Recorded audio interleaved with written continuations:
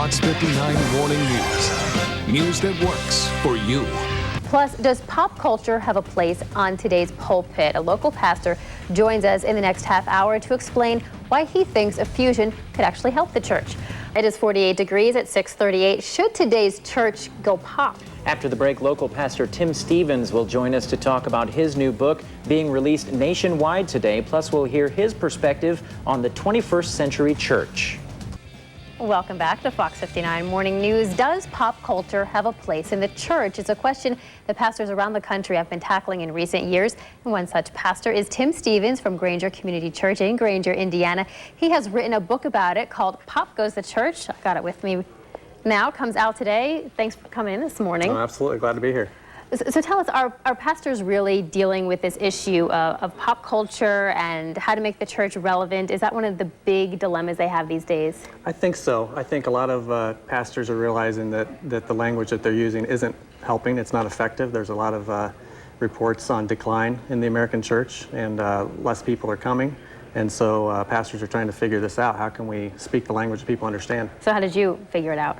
You know what, we've experimented and explored that over the year, but we've really tried to just take a look at what are the needs our community has and try to meet those needs, both in how we talk and then how we meet the needs of the community. So you look to pop culture? We do, yeah. And how then do you implement pop culture into your church? We're looking at some video now. Is this something that would happen in your service?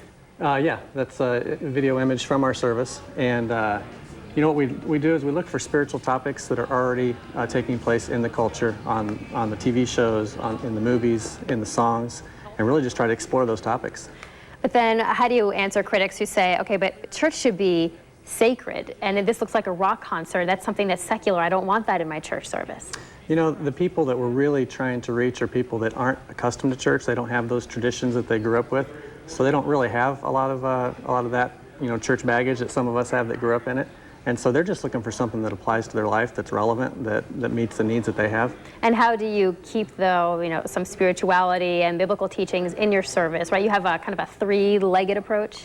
Yeah, you know, we talk about the services need to have a strategic theme where we're really focusing on something that's relevant to people's life and a cultural connection, so something that connects to the culture that they live in, and then a biblical truth, so that it really drives it back to the scripture. And I've got to talk about some of your pop culture tie-ins. So what are these flyers that you pass out to the community? Do you pass them out during services? And they have movie themes? What's this, heroes or TV shows? Yeah, we'll mail them out ahead of time before a talk that we're going to explore. So like, for example, with the heroes theme, we just really explored, you know, we all want to make a difference with our lives. We want to have significance.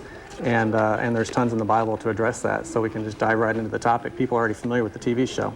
That's very true. Now, with your book, are you hoping that pastors will read this, that people in the community who haven't gone to church are going to read this and maybe give church a second chance? It's a little of both. There's a little in there for both groups, but I think specifically for pastors, for church leaders, for people that are maybe a little frustrated with the ineffectiveness and irrelevance of church, that they'll dive into that and see a different way to do it. Right, because it's worked for you. Your congregation is growing up from a few hundred to several thousand. Yeah, about 6,000 now. All right, Tim Stevens, thanks so much for stopping by and talking with us this morning. And to order Tim's book and find out more about Pop Goes the Church, you can log on to fox59.com. We'll have some web links for you, and we can help you get the book. Thanks again. And now we're going to go over to Jim O'Brien for a check of this beautiful spring weather, Jim. Good morning, Jenna, and good Monday morning to you, everybody who just might be waking up and having that first cup of coffee.